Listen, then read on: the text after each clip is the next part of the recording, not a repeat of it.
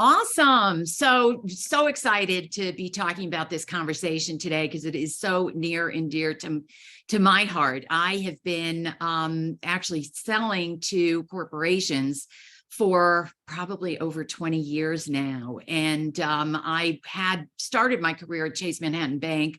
I was there for 10 years and then decided to leave and become a consultant.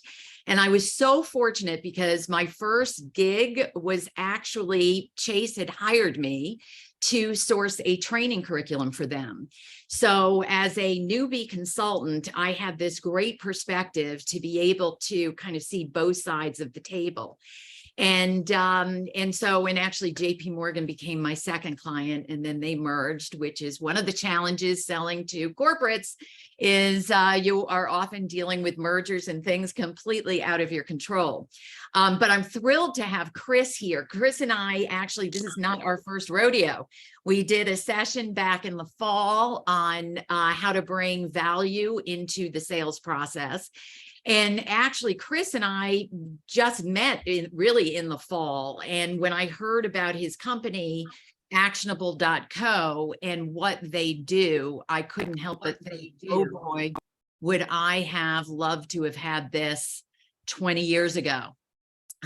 So as many of you know, Linda and I are now working on helping women entrepreneurs build their businesses as an extension of Precision and the B2B work that we have done in the past. But with that as background, let me pass it over to Chris.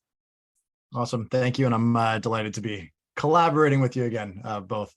So my background in sales started when I was about 8. I've had a passion for sales since truly a young age, figuring out, what people wanted or needed and seeing if I could get it for less than I could sell it for. I love the psychology of it. I grew up in direct sales, so selling B2C.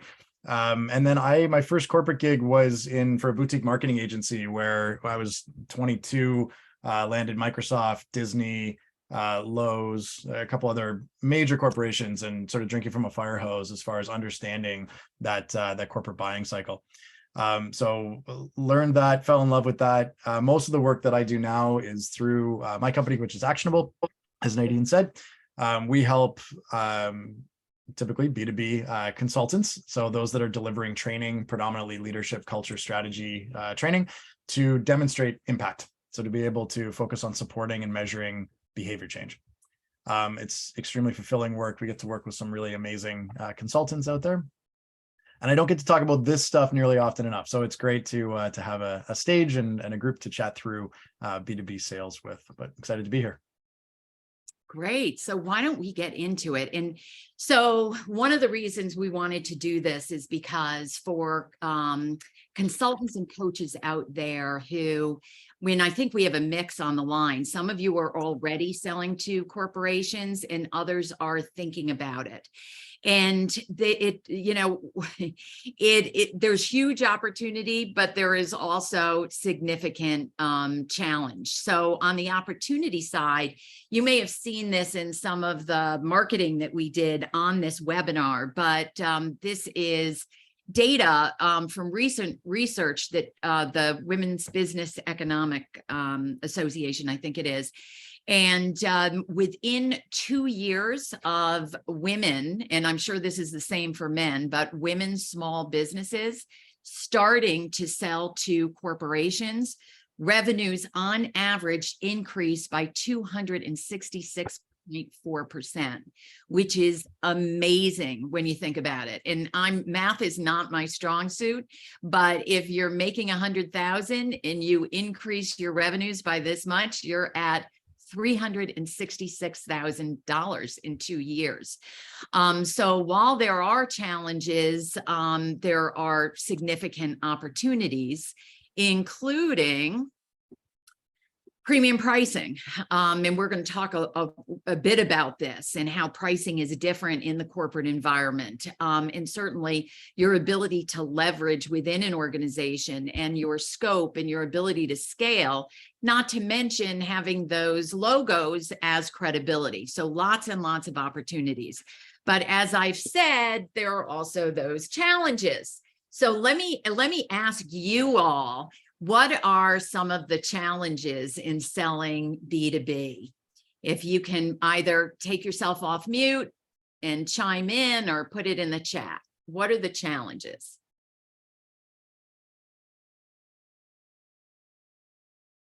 We'd honestly love to hear your voices. Don't be shy.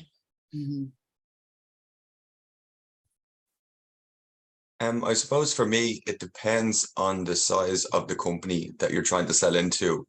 Because obviously if it's a large enterprise company, there can be a lot of areas of the business that might seem like a great fit.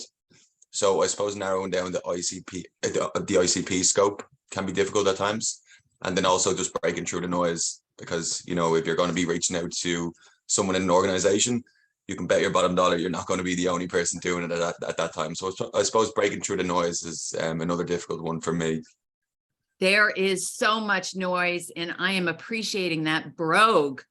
So I'm glad you got out of the chat for that. Yeah, we've got a couple more coming in on the chat. Navigating internal dynamics to get to the decision maker. And sometimes that's even knowing who the decision maker is, and reading whether or not it's a real opportunity. That's from Seren. Carol says not being able to talk directly to the person who holds the purse strings. Yes, that is so true. Tara is saying finding the right B2B client. And then lastly, Darlene is saying create a solution that actually fits their needs. All of these are challenges. Finally, one more from Tara. Also being careful about what I'm selling to them, not agreeing to too much customization to protect my time, for sure, because they do have a tendency to want to customize everything. And there is that scope creep that those of us selling B2B are all too familiar with, right? So great job on identifying some of those challenges. Our list was, you know, you've got really long sales cycles often. You've already mentioned about the multiple decision makers. Also, there are formal proposals that are really scrutinized. The due diligence is much more complex than certainly a B2C, and you can even have procurement involved there. And as we talked about, it is a very noisy marketplace out there, and decision makers are, I mean, it's insane, right? Their inboxes, how full. I read that on average there are 200 emails and 120 new ones a day in professionals' inboxes. So lots and lots of noise out there. So what we wanted to do is to kind of share with you some of the mistakes that we've either made ourselves selling B2B or have witnessed others make, in hopes that we can all kind of refine our process. And those of you who are not yet selling there can make the most of your first interactions. So the first mistake is not fully understanding the buying process. And this can be really challenging. And we have done, you know, I don't know how many people we have coached over the years on a particular deal. So, you know, being in a corporation and then they've got a big deal on the table, we go in, we coach the salesperson leading the team, and we'll ask questions like, well, what's the decision-making process, or who are the decision makers? And we'll get answers like, well, I don't really know. Do they have a budget? Not so sure. And I think part of the reason why we get those answers so frequently is because people are uncomfortable asking some of these questions. So for example, you know, what's your budget might feel a little direct, or, you know, who makes the decisions around here may feel a little bit like, you know, certainly you don't, right? And we don't want to do that. So I've got a really simple approach to help to ask difficult questions and make it easy for the client to answer them. And very simply, it is telling them the reason you were asking it and or the benefit to them for answering it. So when you think about, I'm sure we've all been in a situation where we ask a question, then we get a response, a visual response on the face, and we're like, oh, the reason why I'm asking that question is, very simply here, what we're saying is to preface the question with the reason or benefit. So for example, what is your budget? Instead of coming out straight with that, you may say something like, to ensure that we submit a proposal that meets your expectations, can you share with me if there's a budget? And if so, what it is, right? So the meets your expectations is a benefit to them. I might also interject here that in my experience, again, we've been selling training services and consulting services. And in most cases, it's very rare that I find that they do have a budget. But if they do, it's really important that you know that up front, because we've been in situations, and actually not that long ago, we were in one where someone's expectation was a $25,000 budget, when in fact, what they were asking to do would cost well over $150,000. So it's good to know that up front so that you can decide if you want to pursue the situation or not, and also understand if there's going to be some pushback on budget. So that's an easy one. That who makes decisions, right? You might preface it by saying something like, every organization makes decisions differently. And we want to ensure we provide you and your colleagues with the information you need when you need it. So for this reason, can you tell me a little bit about the decision-making process and who will be involved? Right? It's just a little, it's taking the edge off the question by providing that reason and the benefit. So mistake number 2. So, and I'll summarize that by saying how important it is to understand that buying process. And you've got to be asking the questions. And one of the things that we'll actually follow up this webinar with is we put together a list of questions that you can ask to better understand the buying process, as well as the buyer's needs, which is what we're going to talk about now. If I could just, please. Yeah, just on the first one. Yeah, thanks. There's a couple. It's interesting because if you're familiar with selling B2C, so to an individual, this feels awkward to ask for a buying cycle because there isn't one for most humans, right? They make a gut call, they then run it by their spouse, and they decide if this is what they want to do or not. But in the B2B, there absolutely is. And that was one of the first aha moments for me, is that there's a process. And I'm about to sneeze, I think. Sorry. God bless. There's a process, depending on where you're based. And if you ask them, they will usually tell you, with the caveat being that the assumption I'm making is that they want what you're selling. If you've established a relationship with them, even if they're not the decision maker, if they're on your side, if they see that you get them, and I know you're going to get into this, Nadine, in a sec, around sort of getting into the needs, when they understand that you understand their needs, they become an ally. And asking them to lay out the path for you, I found to be insanely, it works basically every time. If they're on board with your solution, they will tell you what the process is. And one of the things that I found really useful is to say, let's fast forward from here. If you could just walk me through, exactly as Nadine said, if you could just walk me through the steps of the process and who's involved along the way, it starts to paint a picture for you. You can actually shorten the sales cycle as well by asking for some of those people to be brought into the conversation earlier. There's a piece here that we can talk more about at the end if we have time, around who's controlling the narrative on the sales conversation. It's not about dominating. It's not about, sort of being overbearing, but it's about owning clarity on how you're moving forward through the process. Yeah, I just wanted to inject that in there if I could. Yeah, that's great, Chris. Really, really important. All right, so we'll go back to the slides, and we'll go to that mistake number 2, which is not fully understanding the buyer's needs. And you've got a beautiful model. Say that again? You've got a beautiful model. Oh, a beautiful model. That's right. Yes. So there are different levels of value that any person can bring to the sales process. And the lowest level of value is what we call execution. And that is where the client knows exactly what they are looking for. They often put together an RFP and they go out to market. And they are going out to market with a buying criteria that usually has to do with price. So this is a difficult place for consultants and coaches to play.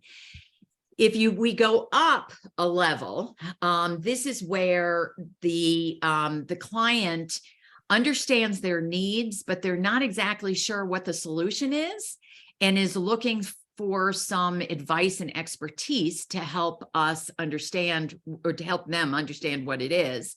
And then the next highest level is where the consultant or the coach is able to identify needs that the client has not even seen. And this is where you have an opportunity to really begin to provide value. And the highest level is what I would call strategy or objective setting. And that usually requires a pretty strong relationship of trust. Because you're now getting information that maybe is not privy to everyone, and you're in a situation to help to influence the client's strategy and decision making around that. So needs are absolutely critical here. And I think it's also important to recognize that 95% of buying decisions are emotional. And this comes from, and I'm sure many of you are familiar with, that 95% of what we do in any given day is in the subconscious. And it's the same thing here. And what's often happening is that a client might have a gut on what the right decision is, and they're looking for ways to justify it. And I also think another statistic that's important here is that 50% of B2B buyers are more likely to buy if it is personal to them. So think about that for a minute, because most of our business conversations are not the personal side of it. And that's why I want to share with you this next model, which is when we think about needs, we think of two types of needs. There are the business needs and there are the personal needs, because obviously we're dealing with people. And those needs either show up as stated, they're going to tell you it freely, or unstated, they're going to hold back, right? Now, where do you think that most business conversations happen, or most sales conversations happen? In what quadrant here? Is it 1, 2, 3, or 4? What would you say? If you can put it in your chat, or just take yourself off mute for a minute. We've got a 4. So this is where most business conversations happen, or sales conversations happen, are where? It's Carol. I suspect that it's 1 and maybe 2. That might come in at the end. Great. Thanks, Carol. We've got another 2. Okay. Darlene's All right. 1. Another 1. Yep. All right. Well, actually, most conversations happen in the number 1 quadrant, right? Because I think it's what's expected, right? We arrive into somebody's office, we're getting the, what are their needs around whatever it is that they're looking for, their pain points, etc. And you have a business conversation. Where do you think, though, most deals close? In what quadrant or quadrants?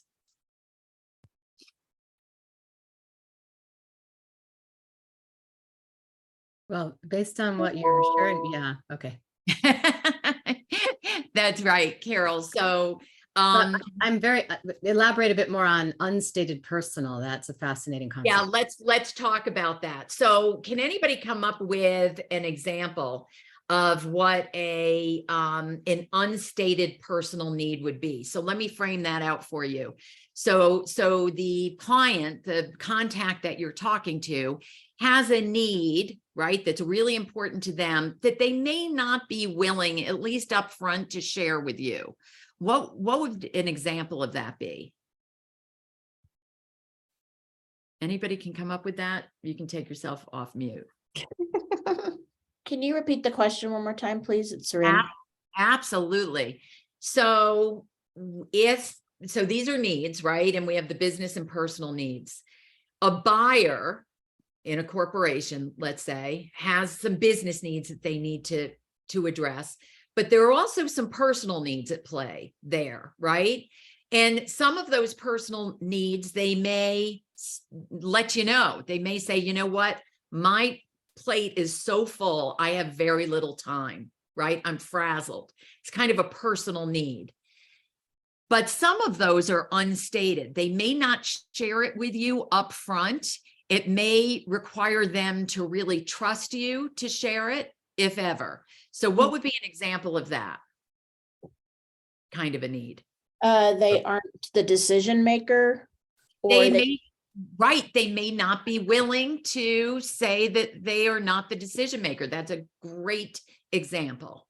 Go Anybody ahead, else? Darlene. Yeah. Yeah, I think it could be also too, there might be pending layoffs that are happening and they're trying to maybe protect themselves, protect their team. And so that Exactly. might be going on. Yep. I know in the tech sector, sometimes they don't want to admit that they don't have domain expertise.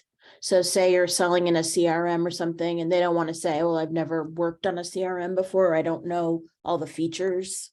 Yeah. of Oh, CRMs. example, And Serene. Kirsten said something similar in the chat, that they don't have the necessary skills. Maybe it's not the necessary skills to make this decision. They're feeling maybe insecure about that. Yeah.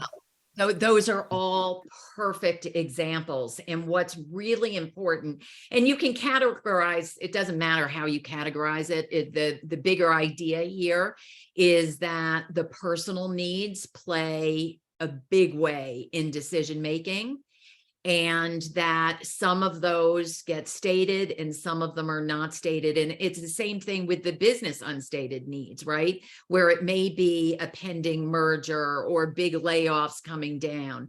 To the extent that we can understand what's going on in that red zone, the more likely we will be able to be successful in closing a particular deal.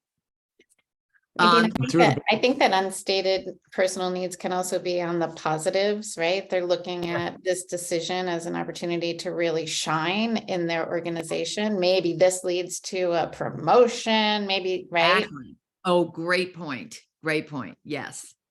Not just all, about right? Two that are pretty much always consistent is I don't want to get fired and I want to get recognized. Yeah. Right. They're always there.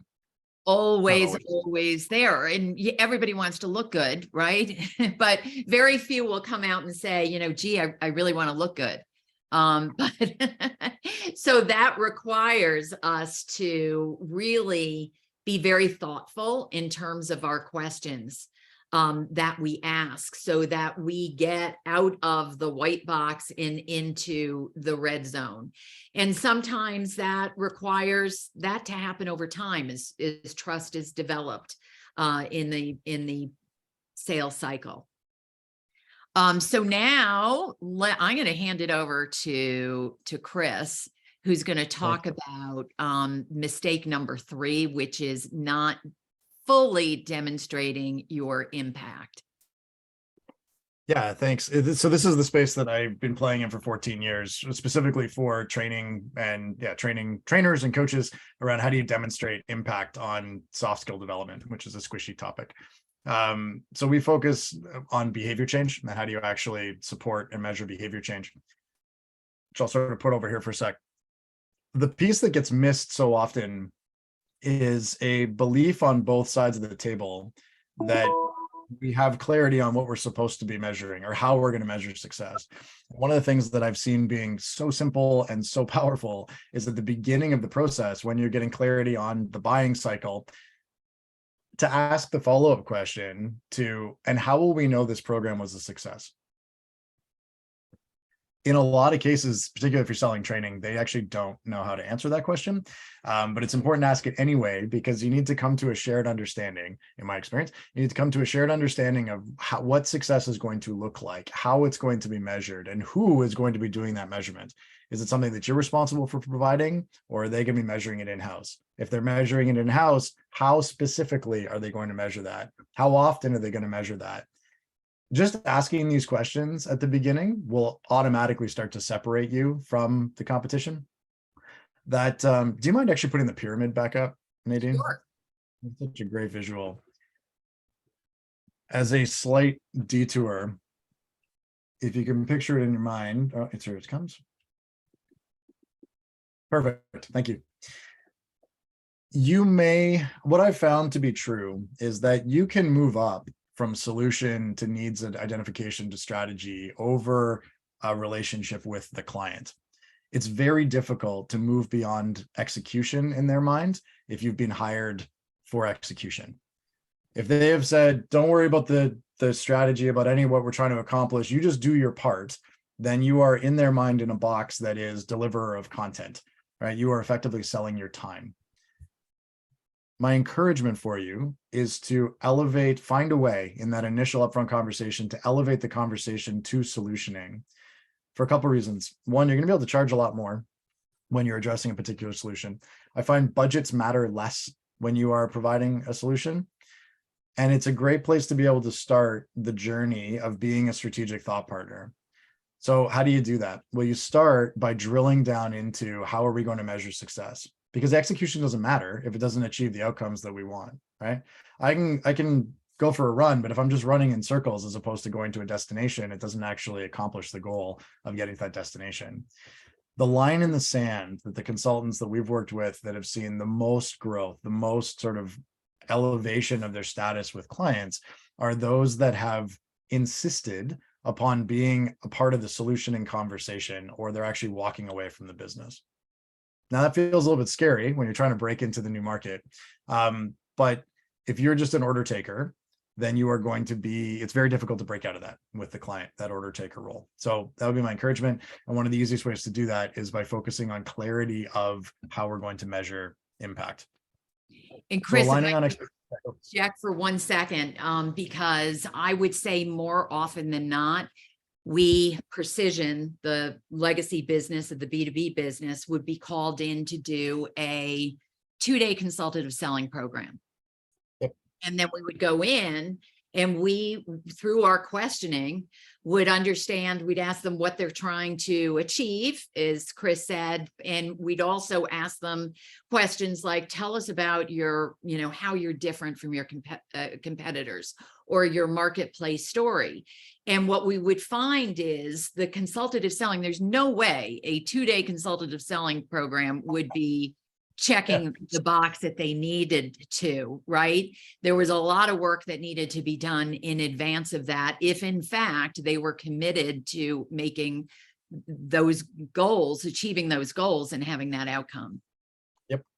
Yeah, the 3-letter question that works really well out of the gate is why? Todd, one of the consultants we've worked with now for a long time, about 10 years, Todd, this is his opening line. They come to him for a leadership program or a Brene Brown Dare to Lead program. His first question out of the gate is why? What are you trying to create or accomplish?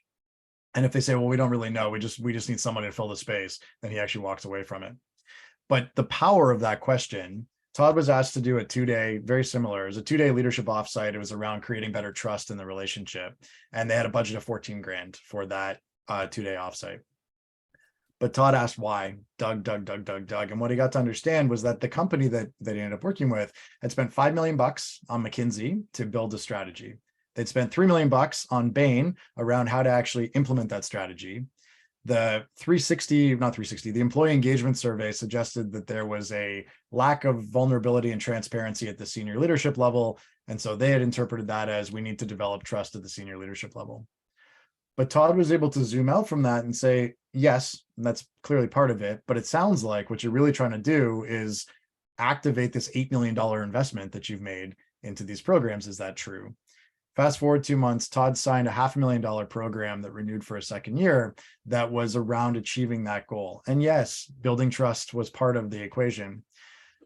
But to me, I love the story because it's a testament to they said, we got 14 grand, that's all we've got for this thing. But for this thing, there's a whole lot more money, right? The power of being able to hold your ground and not get into this weird power dynamic where you're like, yes, so thank you, corporate, for coming to ask me to do something, but rather to engage with the humans to find out what they're really trying to achieve, right? Rather than the corporate entity. So as a bit of a riff, those are the first two pieces for demonstrating impact value, is being able to define it ideally from a solution standpoint as opposed to execution. And then the other piece with it, however it's being measured, whether you're measuring it or they are, thinking in cycles as opposed to events. What do I mean by that? I'm assuming in the room that we're talking about service-based businesses, so coaching, consulting, training. Your events are a catalyst for change. If you have positioned yourself around achieving a solution, the solution is not people experience training. The solution is people are changed as a result of that training. As a result, you're selling change. You're not selling training or your time.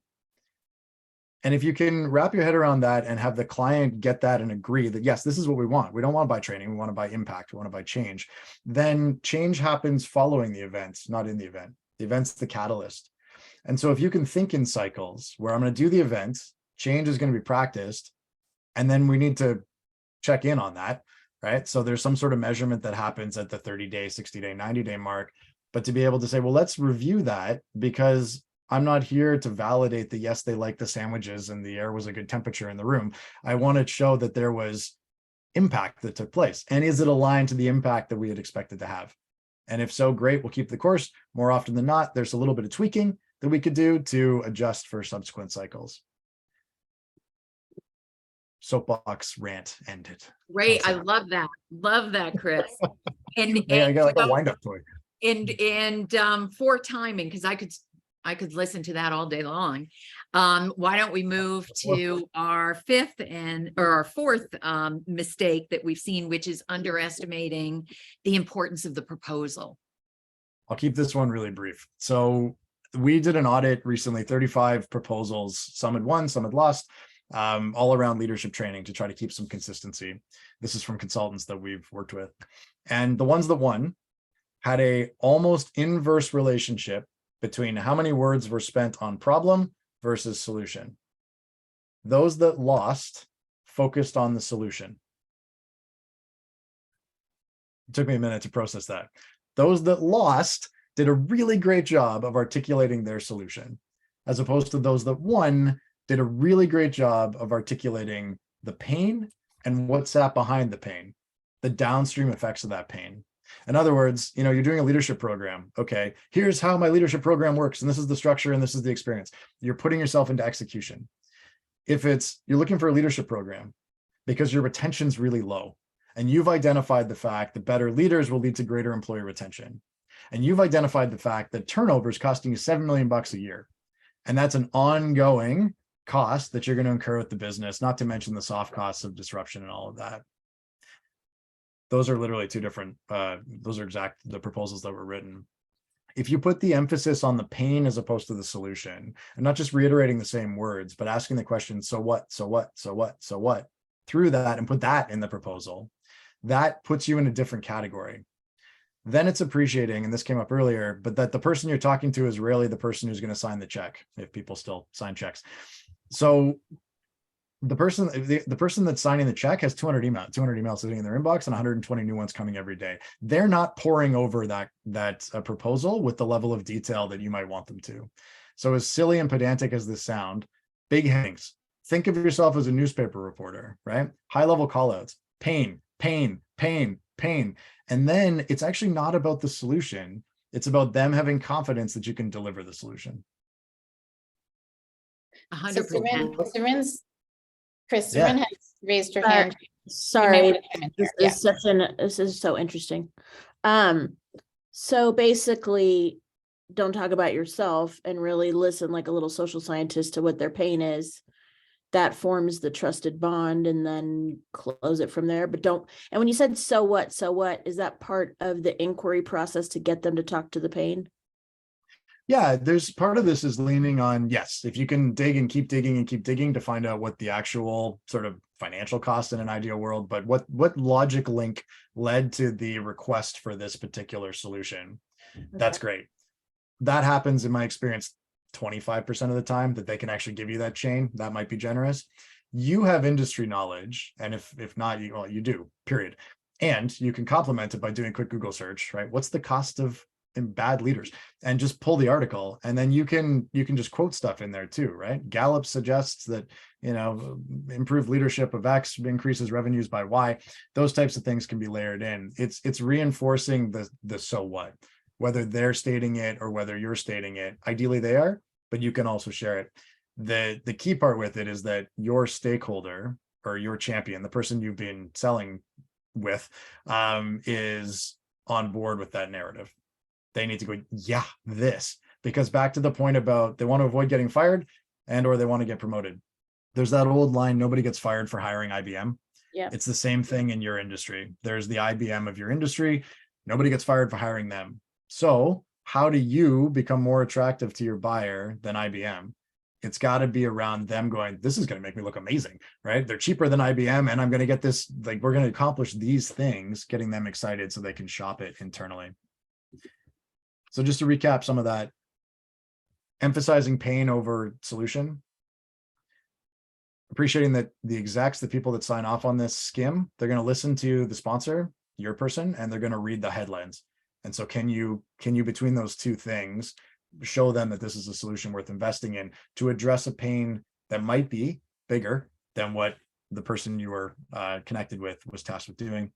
And then how do you share confidence that you can solve it? I will tell you that doing the pieces above will build confidence, because you're approaching this like 1% of consultants out there.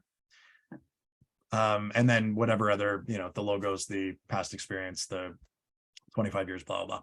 But it's the credibility piece, right?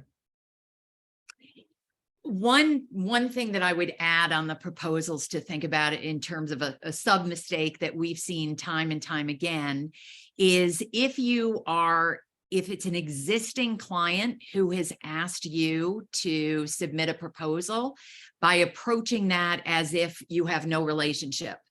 So it's really important, right, to position your proposal as an extension of the relationship versus a new project. We see that time and time again, and I think it's you put yourself at a disadvantage because now you're competing where otherwise you would have to be. Speaks to the credibility. Exactly. We've done work before. Just the last thing on this, because again, as you said, we could talk about this for hours, but the last thing on this is that you've probably heard it where it's don't send the proposal, right? Book a call to review the proposal together. And it feels a bit awkward sometimes for people, or you get the sense that they don't want that. They just want to see it in writing. Again, it comes back to how are you treating the person that you've been working with? Are they a partner in this, or are they the client? And if they're as excited about you and what you can accomplish, it's reminding them of that, right? It's saying, hey, just before I send this through, I was hoping we could jump on a call. It's 95% done, but I just really want to get your take on it and make sure the language makes sense for your organization. We can cost it on a per person basis or as a one-time cost, understanding what's going to make sense. I got a couple other questions. So if you wouldn't mind 10 minutes, we can walk through it together. Chris, that's so important, I think, from two perspectives. One is you're testing your proposal so that you can get their insight, and you're also putting that person in the context of really being a coach to you.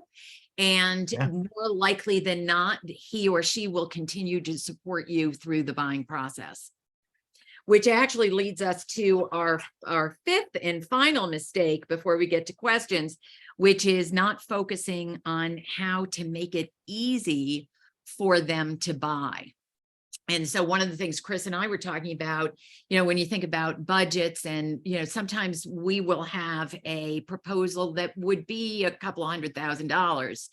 And if it is a new client who is not that familiar with us, what we will often do is make that barrier to entry a little bit easier.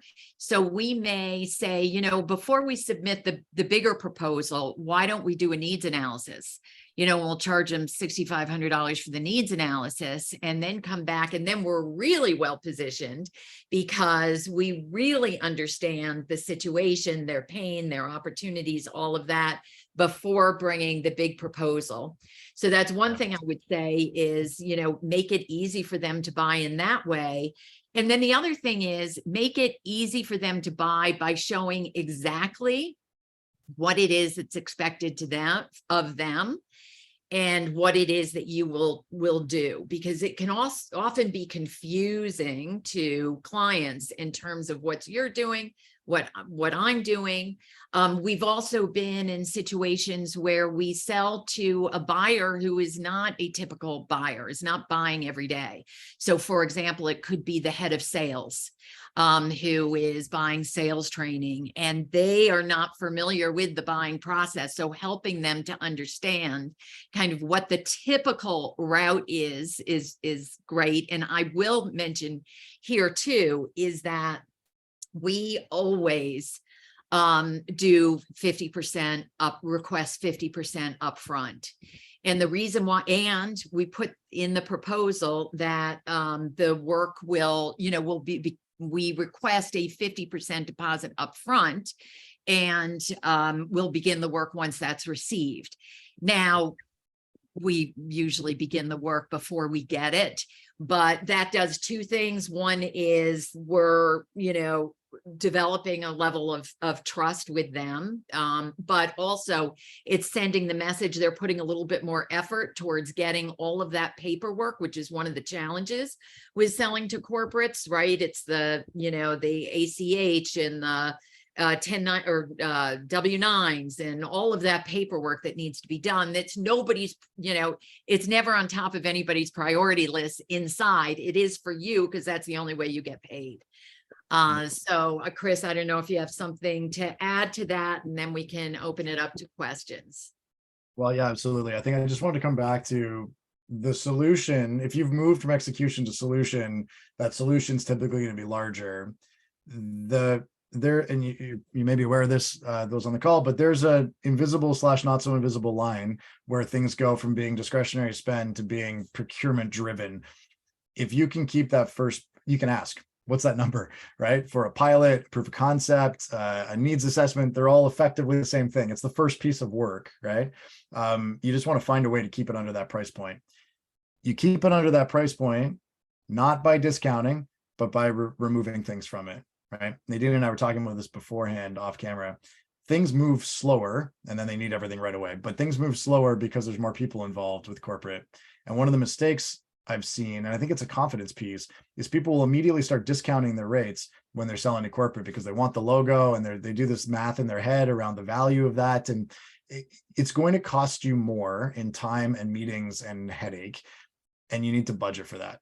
There's a reason why things cost more in B2B, and it's not just because they're willing to pay. They're usually pushing back. You need, in my opinion, you need to allow margin so that you can be negotiated down a little bit, but you also need to acknowledge the fact that there will be more administrative work involved with delivering for corporate, and then the customization components on top. Great advice, Chris. So do we have some questions?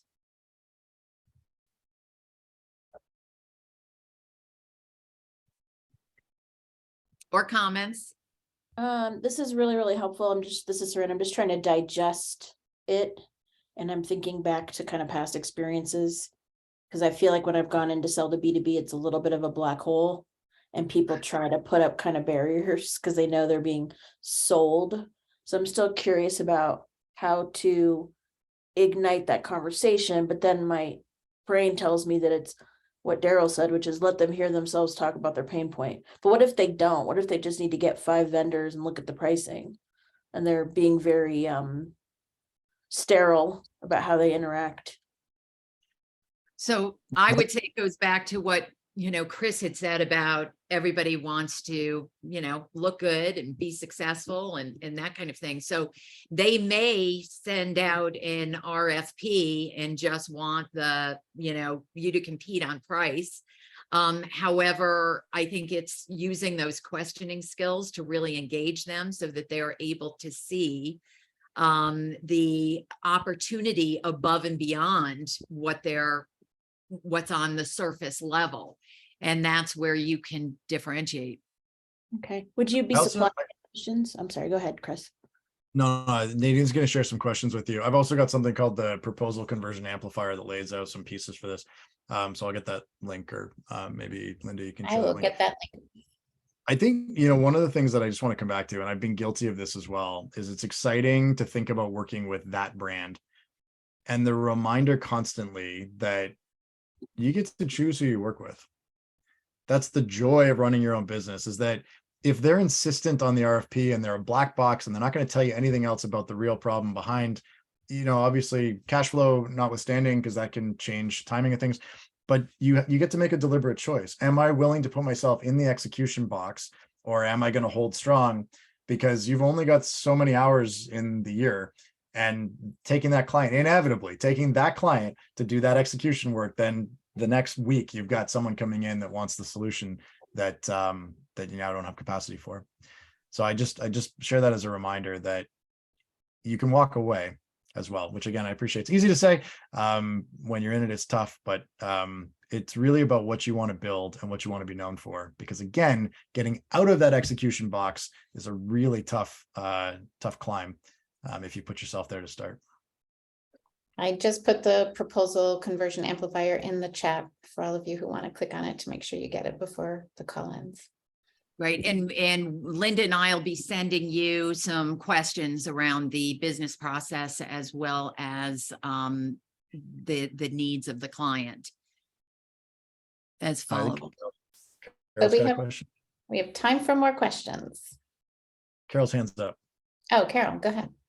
Hi, thank you. I wanted to pick up the thread of two things that are possibly seemingly related, which was this last thing that you talked about like really figuring out what's the invisible line between the head of sales can spend $10,000, but if we get to 12, he's got to go to procurement, that piece. And the idea, which had never occurred to me before, which I really love, of as you're writing the proposal to call the client and say, I'm 90% done. I'd love to run by you where I'm at, just kind of pressure test and make sure we're in alignment, when you have to go internally and share this with your colleagues. So I'm curious, in that world, what your thoughts are about, because you said that you wanted to strip some things out. You don't want to get, like just lower your price. Bronze, silver, platinum as like, for this price, I'll do these things. For this price, I'll do these things plus these things. And then for this price, I'll, dance naked on your car. So I'm curious what your thoughts are about that approach.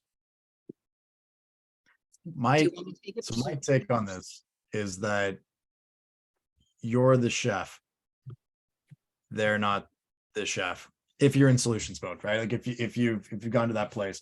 And so if we're providing 3 different options, it would be around achieving 3 different objectives or 3 different sort of levels of progress. Yes. Okay. So it's always for me through that lens of what's the outcome, not what am I delivering. So potentially, because in my world, it's mostly soft skill. Oh, I'm sorry. No, go ahead. Oh, I thought someone else wanted to speak. So it's for me, it's mostly around communication skills. It's sort of in that quote unquote executive presence bucket is my bucket. So if I hear that there's 3 pain points, for example, if we could do something that touches 1 pain point, and that's kind of a skill awareness. We could do something that touches 2 pain points, and that's maybe skill builder. And then we can do something that touches 3 pain points, and that's mastery of skills. Like that might be a way to lay it out and leverage that. Yeah. Yes, very helpful. Absolutely. Thank you. If it helps for those who are sort of stuck on this, the stuff I do versus the outcomes, and this is tough for those of us that love our content, you can ask the client a version of this. If we were in the matrix and you could just plug people in and they just had those skills, would you want me to take several days to deliver it, or would you rather just plug in? And the answer in most cases is I just want the outcome. Just give me the outcome in as efficient as path as possible. It completely changes the conversation around how much stuff are you packing into that day and how many days. Who cares? The point is we're going to achieve this outcome, and it completely shifts the script. Not Great everyone vision. gets references, but yeah. Matrix. Love it. Other questions? All right. Well, I see we are at 5 minutes to the hour. So want to thank Looks like Emily has a question. Oh, Okay. yeah, can you hear me? Yes. Yes. I just wanted to ask, in the very beginning of your presentation, which has been so helpful, by the way, you had a slide and it said that 50% of people are more likely to buy if it's personal to them. B2B. Mhm. That's specific to B2B buyers. Yes. Yes. Can you just elaborate more on that, and how would you recommend doing either some background research on that when you don't know the company, or you don't know the buyer personally, and like how do you how can you use your coaching skills to kind of tap into that the psyche of the client? Yeah, great question, Emily. So I think the first thing we need to acknowledge is, we tend to think, particularly with the big corporates, we're not thinking about the people, but obviously they are all people. That's who we're having conversations with. We can make some assumptions, right? We know that people do want to contribute for the most part to their organization. They want to be recognized for that. They want to, most people are ambitious and they're looking at their, next move. So there are some assumptions that we can come in, just recognizing that people are people. But then what we want to do is really begin to ask some questions that will help you get insight into them. So it may be, do you have any personal concerns around this, or how would it be different with this outcome in mind? How would things be different for you? What roadblocks do you see in the organization in terms of implementing what needs to be implemented here? And it's through those kinds of questions that you will get a sense of what their perspectives are and what their personal needs are. Again, a lot of it comes with time and trust, but it's amazing how much trust you can develop even in those initial conversations. By demonstrating that you are trustworthy. Yeah. So, it's through the questions, and it's listening with I always say, a true intent to learn, like not assuming that just because I'm hearing the same words, that it means the same thing from my last conversation, and really having a genuine desire to understand that person who you're talking to. So I think all of that combines in terms of getting some insight into their personal needs, which helps us to get into that red zone. Sometimes Yeah. it's just a throwaway question at the end, right? Like after you've mapped out that hope for future for the organization, it can just be along the lines of, and what would that mean for you if that outcome were achieved? And that's Yeah. it. And often they won't, it's sort of a 180, like they're not expecting it. And they're like, I don't know, but they'll think about it. And it doesn't matter if you actually have the answer. I mean, it matters. It's helpful. But Yeah. if they've planted the seeds for themselves, then they're with you, right? They want that outcome too. Yeah. It just makes me, I went to IPEC for coaching, and did you as well? No, I'm actually not okay. coach. And so what you said, you're just still talking to a person. You can use, you just use the coaching questions that you would ask, what would it mean to have that outcome? What would it mean to make that change? So yeah, it makes total sense. Great question, Emily. Thank you. Thank you so much.